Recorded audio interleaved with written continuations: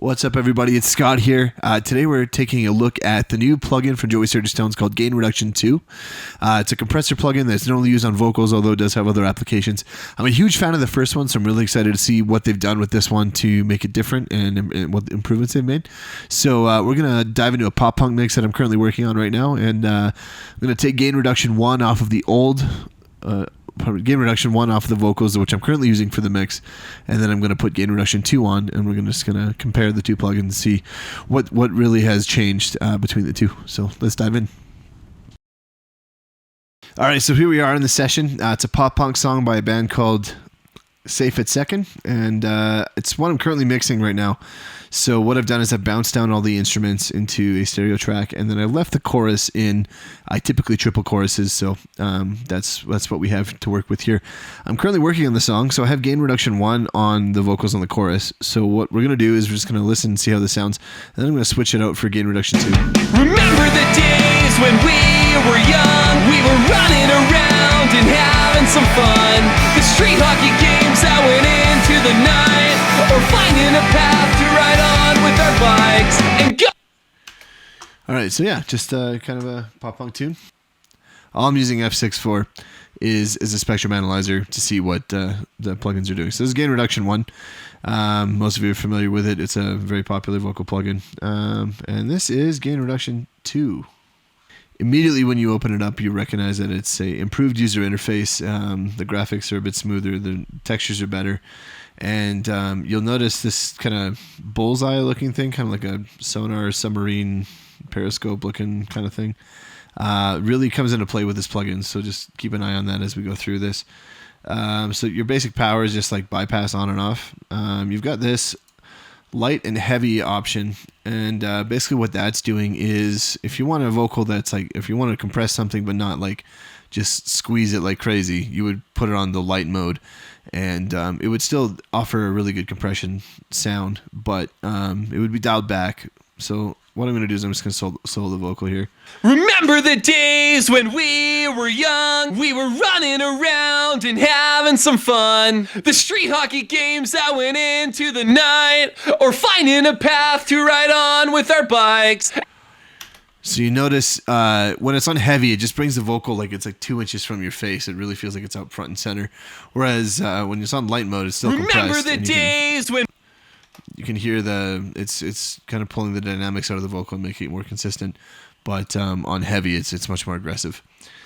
So this in function is basically how much input you're sending. Remember the days when we were young, we were running around and having some fun. The street hockey games that went into the night, or finding a path to ride on with our bikes. And so I'm just going to leave that at 0. Input's fine, but that would come into play with your gain staging, etc. Remember the days when we were young, we were running around and having some fun. The street hockey games that went into the night. So it's really clipping if you really send that, but basically that's just your output, and you can change that to what you think. I guess 5? Oh, probably 50. 36. Right, okay. Let's go 24. Remember the days when we were young, we were running around and having some fun. So this breath function is kind of interesting, and what that is it's basically a gate. So when you dial this back, remember the days when we were young, we were running around.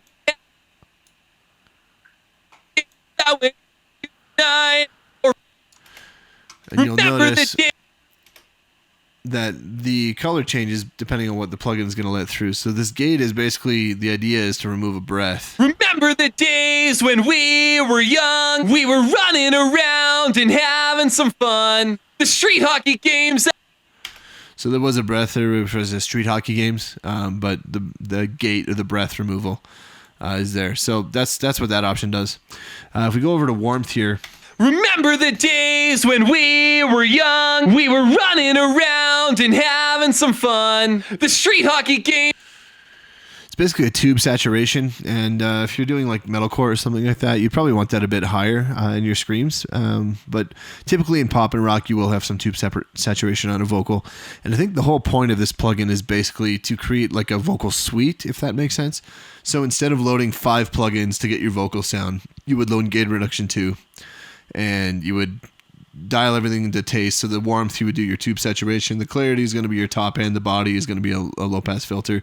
This slay is going to be how much compression you have. Sibilance is a de-esser, and then air is just going to be top end on the vocal. And then you would kind of fill it around with all that, and then you'd be in a really good spot. And then all you have to do after that, in theory, would be like your verbs and your delays, which would come after the fact, instead of having to do like an EQ and then a compressor and then a de-esser and then a gate for breaths or manually editing your breaths. The idea is you come into this plugin and it does everything for you, which is really cool.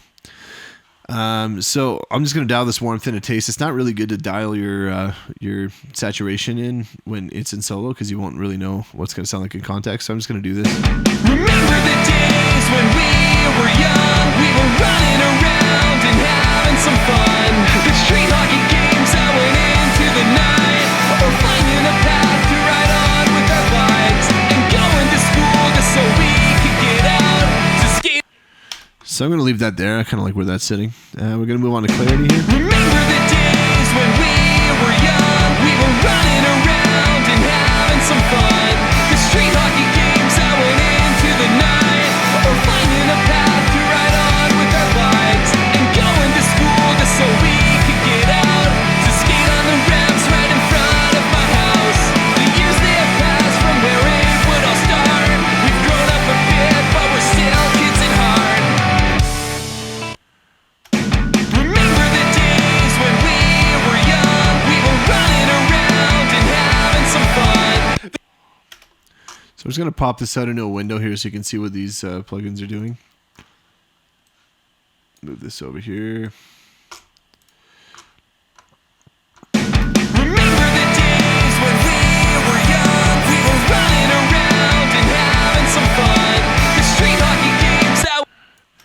So what that air is doing is this is adding some top end between 8 and 16, depending on how much you push that up. I don't think you'd ever have that at 100%. It sounds kind of ridiculous at 100%. But it's just if you're wanting to add some top end or some kind of expensive characteristics to the vocal, that's what that air function is doing. And then this here, I was fiddling with that earlier. That's going to be your low pass filter just to get rid of the low end in your vocal. So I dialed that back to 73.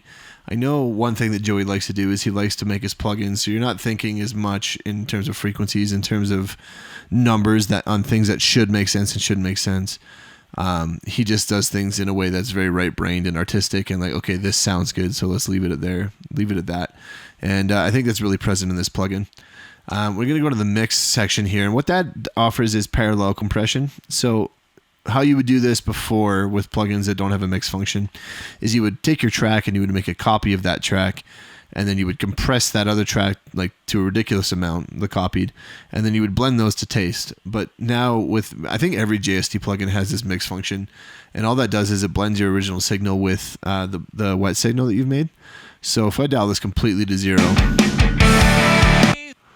you're not even going to hear the vocal because it's pretty quiet. So we'll just solo this. Remember the days when we were young, we were running around and having some fun. The street hockey games.